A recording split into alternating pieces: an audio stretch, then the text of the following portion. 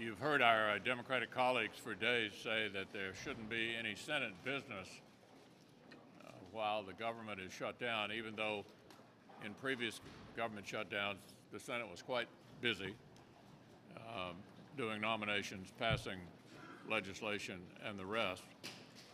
But I gather we're going to discover today there's an exception to that. If it's okay to do business if you're dealing with a Trump administration regulation, but it's not okay to do business to pass two overwhelmingly supported Israel bills and a Jordan bill and a Syria bill, the package that we've been trying to get to now through three different votes to get on the bill to go forward. Clearly, the Democrats' priorities are way out of whack here, way out of whack. You see that also related to border security, things that they all supported in the past, every prominent Democrat they now oppose. So I would say this is a little bit of a challenging beginning to the new year, but we'll work our way through it.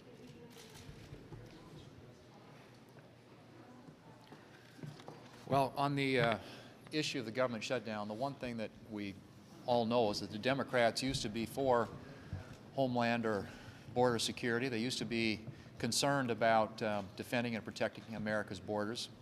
And the evidence is pretty clear of that. They've got long records that show that, going back to 2006, where every Democrat voted for a 700-mile fence, including, at that time, then Senators Obama, then Senators Clinton, and then Senator Biden. And then you also had in 2013 every Democrat vote to complete a 700-mile fence and support $46 billion in border security funding, $8 billion of which was specifically to be for a barrier. And then as recently as last year, I think all but 3 Democrats, 46 out of 49, voted once again for $25 billion for border security. And so the question is, why have they all of a sudden flip-flopped on this issue? And the answer is pretty clear. It's because this is now an idea that comes from President Trump, and the Democrats clearly don't want to give the president a victory on this issue.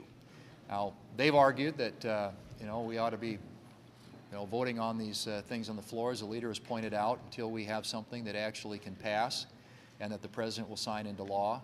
It seems like all the shenanigans the Democrats are trying to pull are simply that.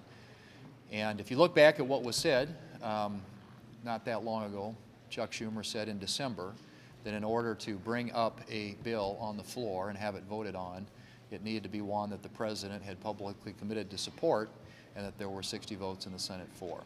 And he said that we shouldn't have a vote until all 4 leaders in the House and the Senate had agreed. There shouldn't be a vote on any legislative proposal in either chamber until that happens.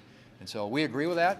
We think that it's important for the Democrats and for the president to sit down and negotiate a compromise, come together, get the government funded and open again, and address something that is a huge priority for our country, and that's the security at our border.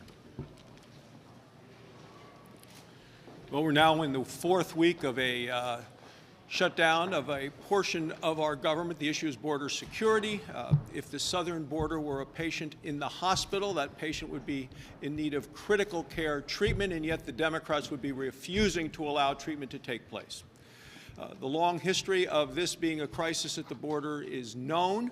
President Obama called it a crisis, and that was fine. But when President Trump calls it a crisis, he is ridiculed by the Democrats. We know that barriers work. We have over 300 miles of barriers already. We know in areas where there are barriers that they've been very effective at stopping people from coming across the border at those areas. Those people look to other places to come across. So barriers are effective. But Nancy Pelosi calls a barrier immoral. Well, to me, what's immoral is not securing the southern border. It is not protecting the American people and keeping our border and our country secure.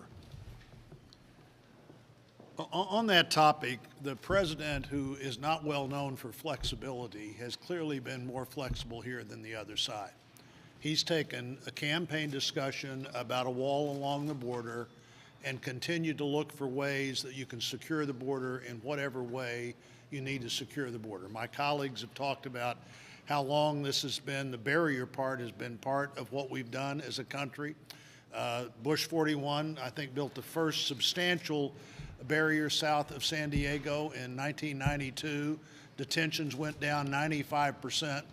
President Clinton built a barrier at El Paso in the mid-90s. Detentions went down 95%. President Bush 43 built a wall at Yuma. Detentions went down 90%. When you've got a 90 and 95% solution where it makes sense, that's exactly the kind of solution that the American people would expect you to have. And let me say one at a time, nobody will have more credibility than the president if he is ever in a position where he can say the border is under a level of control that the American people should expect their government to provide. And when he says that, all the other discussions related to this will be much more easily solved. What are the real workforce needs of the country? What do you do with people who came or stayed illegally? The easiest issue of all to solve, what do you do with people who grew up here and haven't gotten into serious trouble? All that is easier to solve if the American people think that the government's done its legitimate job, met its legitimate responsibility to secure the border. The president's trying to do that in the way that every president before him since the 1990s has tried to do it. It's time for the Democrats to be where they have been on this issue. Many of them in the Congress since the 1990s have totally reversed their position. If 700 miles of wall is fine, 702 miles is not immoral. It's a ridiculous place to have that selective morality of just what you decide is not moral because somebody else wants to do it. Thank you, folks. Thank you, Leader and Chairman. Make no mistake about it, folks. There is a humanitarian crisis at our border. We have tens of thousands of people that come to our border every month. They are inadmissible. They are illegal immigrants. And it's not just about our southern border. It is about every community, every town here in the United States. It is about human trafficking. It is about illegal weapons smuggling, and it is about illegal drugs. The majority of the methamphetamine that lands on our Iowa doorsteps and affects our Iowa families comes from our southern border. It comes through Mexico. We need to secure our border. There is no doubt about it. Now, what we have seen in recent weeks are the Democrats, and they are stopping any movement on the floor. They are trying to shut the Senate down, and we have a package in front of us that would reassure our allies in the Middle East. It is very important that we do that, and yet the Senate Democrats are refusing to move it. But alas, they have a bill that they would like to bring up. I think that we have to get through this impasse, but it is time that the Democrats start working with us, not against us. And again, I want to reemphasize that we do have a crisis that we need to solve, and I urge the Democrats to come forward, help us solve this now. Thank you. As a United States Marine who spent several months during the Clinton years on our southern border, I'd say as a United States Senator, I still maintain a deep conviction that we need to secure that border. Why? I think the President put it best. This is a humanitarian crisis. This is indeed a security crisis. And unfortunately, Democrats have turned this into a binary sort of moral issue. Just months ago, they supported securing our southern border. So look, we can open up the government. We should open up the government immediately. It's just going to require some compromise on the part of the Democratic leadership working with this president. Leader McConnell, what would you tell a furloughed government worker in Kentucky that the United States Senate is doing to get them back to work and get paid? What I would tell them is that the solution to the problem is for the President of the United States, the only person of the 330 million or so of us who can sign something into law, reaches an agreement with the Democratic majority in the House and enough Democrats in the Senate to prevent an agreement. There's no a way around that. Having show votes in the Senate doesn't solve the problem. Can I follow up on that? Because there's been a lot of ink spilled on the idea that the way around that would be if you were willing to do something that might potentially eventually override a veto. Is that something you can categorically state that you would not do? In a situation like this, where the president, in my view, is in the right place, trying to get the right outcome, as all of us have expressed, with regard to border security, of course not. Leader McConnell, what response Yeah, sure. Leader McConnell, you and also Senator Ernst have condemned Representative King for his comments, and I'm wondering, why haven't you also condemned the president for the many insensitive comments, racially tinged comments that he has made? Look, it's been my practice for the last couple of years not to make sort of random observations about the president's tweeting and other things. Congressman King clearly uttered words that are unacceptable in America today. And I want to commend Leader McCarthy and the House Republicans for the action that they took. I think it was entirely appropriate. Should he resign? Should he resign?